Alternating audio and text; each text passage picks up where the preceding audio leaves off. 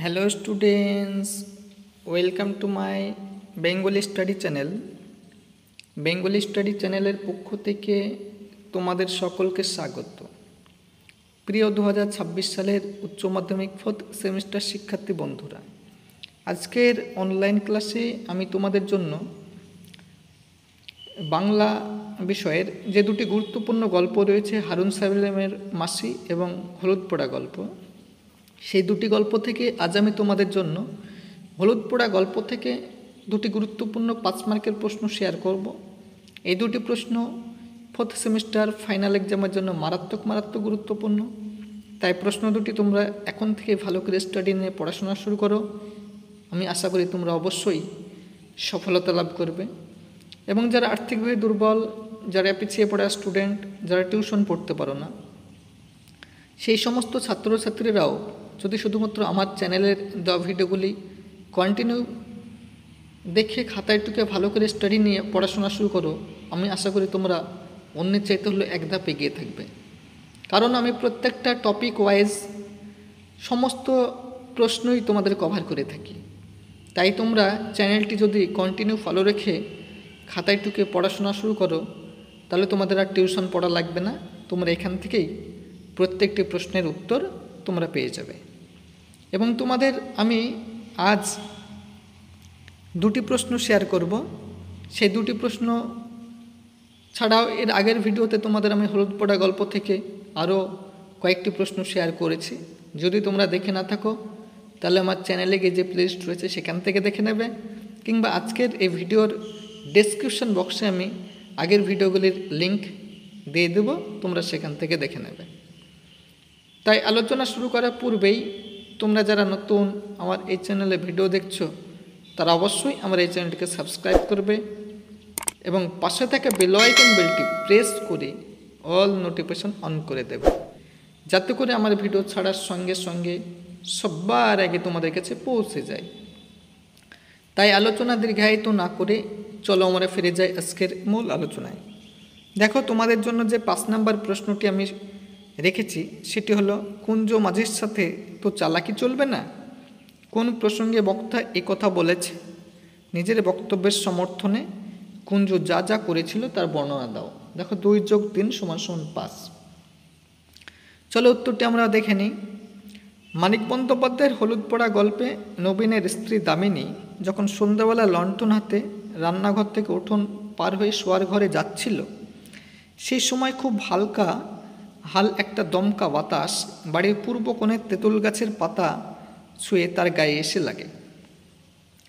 দামিনীর হাত থেকে লণ্ঠন ছিটকে গিয়ে পড়ে দক্ষিণে ঘরের বারান্দায়। উঠোনে ছিটকে পড়ে হাত পা ছুটতে ছুটতে দামিনী অজ্ঞান হয়ে যায়। পঙ্কজ ঘোষালের পরামর্শ মতো নবীন ডেকে আনে কুঞ্জ গুণিনকে। নাম করা গুণিন কুঞ্জ দামিনীকে প্রথম দর্শনেই নিশ্চিত হয়ে যায় ভর সন্ধ্যায় তাকে অশরীরে ভর করেছে এবং সহজে ছাড়বেন না। সেই সঙ্গে অভয় দেয় যে শেষ অবধি দামিনীকে ছেড়ে যেতেই হবে। এই প্রসঙ্গে সে উল্লিখিত মন্তব্যটি করেছে। এবারে তোমরা প্যারা চেঞ্জ করে লিখবে, ঘরের দাওয়া থেকে প্রথমেই সকলকে উঠোনে নামিয়ে দেওয়া হলো। তারপর কুঞ্জ মন্ত্র পড়তে পড়তে বারান্দায় জল ছুটিয়ে দিল। দামিনীর এলো চুল এমনভাবে দেওয়ার একটা খুঁটির সঙ্গে বেঁধে দেওয়া হলো যে সে না পারল বসতে, না পালানোর উপায় থাকল। চুলে টান লেগে দামিনী ব্যর্থায় আর্তনাদ করে উঠলে ধীরেন বাধা দেওয়ার চেষ্টা করে, কিন্তু তা গুরুত্ব পায় না। উপস্থিত মানুষেরা মুগ্ধ বিস্ময়ে কুঞ্জর কার্যকলাপ দেখতে থাকে। কুঞ্জ নানা দিকে ঘুরে ঘুরে দুর্বোধ্য মন্ত্র পড়তে থাকে। মালসাতে আগুন করে তাতে শুকনো পাতা আর শিকড় পোড়াতে থাকে। একসময় দামিনীর ছটপটানি কমে আস্তে আস্তে সে নিস্পন্দ হয়ে যায়। কুঞ্জ জানতে চায় তার পরিচয়। দামিনীর কাছ থেকে উত্তর আসে যে সে খুন হয়ে যাওয়া শুভ্রা, এবং পুনরায় কোনো প্রশ্ন করার আগেই শুভ্রা উত্তর দেয় যে বলাই চক্রবর্তী তাকে খুন করেছে। কুঞ্জর অভিপ্রায় এভাবেই সফল হয়। পরের 6 নম্বর প্রশ্নটি আলোচনা করার পূর্বেই তোমরা যারা নতুন আমার এই চ্যানেলে ভিডিও দেখছো, তারা অবশ্যই আমার এই চ্যানেলটিকে সাবস্ক্রাইব করবে লাইক করবে, কমেন্ট করবে এবং শেয়ার করবে। কারণ আমার এই চ্যানেলটি যেহেতু নতুন, সেহেতু আমার এই চ্যানেলটি যাতে ভবিষ্যতের অঙ্কে প্রসারিত হয়, অগ্রসর হয় এবং চ্যানেলটির গ্রোথ হয় এবং চ্যানেলটি যাতে কন্টিনিউ তোমাদের সাপোর্ট এবং সহযোগিতা করতে পারে, সেই জন্য তোমাদের সাপোর্ট এবং সহযোগিতা আমি একান্তভাবে কামনা করি। তাই আলোচনা দীর্ঘায়িত না করে চলো আমরা ফিরে যাই আজকের মূল আলোচনায়। দেখো, তোমাদের জন্য 6 নম্বর যে প্রশ্নটি রেখেছি সেটি হলো, ব্যাখ্যাটা দেওয়া উচিত ছিল কুঞ্জগুণের।